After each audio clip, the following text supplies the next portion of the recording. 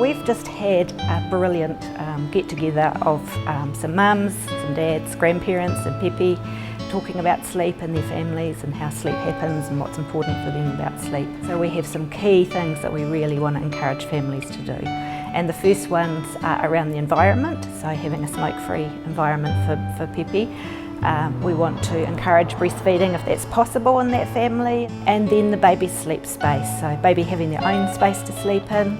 On their back is really critical, having babies sleep on their back in their own space for every sleep. And that could be in a bed in a wahakura or a pēpē pod or some arrangement like that. If we can do that for babies, we're doing a really great step towards keeping them safe.